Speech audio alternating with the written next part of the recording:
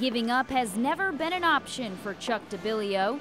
Never was it like, oh, I'm done. Back at the gym full-time, he's fighting for a second chance at college football, one rep at a time.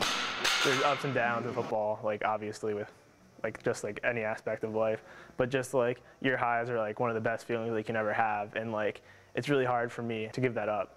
The 20-year-old has come a long way in the last 10 months. After being named the 2011 Ivy League Rookie of the Year at Princeton, Dibilio suffered a stroke in January and underwent emergency surgery to remove a clot in his brain. It was probably one of the sadder days of my life as a coach, seeing Superman, so to speak, helpless laying in bed, and not able to talk, not able to communicate properly. You know, it was tough, but just like his work ethic in football, I'm sure he did the same thing with rehab, getting back, and it does not surprise me at the least that he's back where he's at.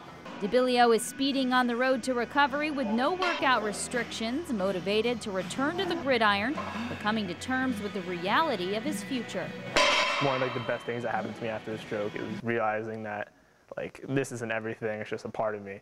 And but realizing that it's actually helping my motivation to keep going forward. The doors of the future for him are so wide open, and that's the thing we're trying to emphasize to him throughout this tough time for him, not being able to play. If it doesn't work out for football, he's going to have a lot of opportunities. Chuck will re-enroll at Princeton next semester, but in the meantime has spent this fall volunteering at his alma mater, on the sideline with Coach Malosky and the Blue Eagles. It's just been nice, just giving them tips and motivational tips and just skill tips whenever they would ask, or whenever I would see something and help them out. But it was just still really nice to be able to be around the game and be with everyone else there. He brings some of the experience that he has to our coaching staff. The game at the college level is a little bit different, much faster.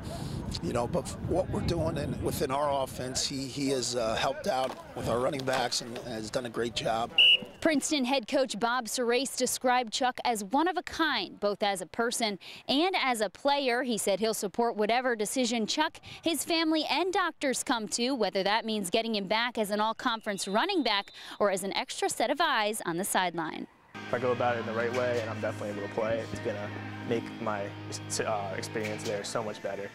So it's I'm working as hard as I can here, so if that opportunity presents itself, I'm definitely going to take advantage of it.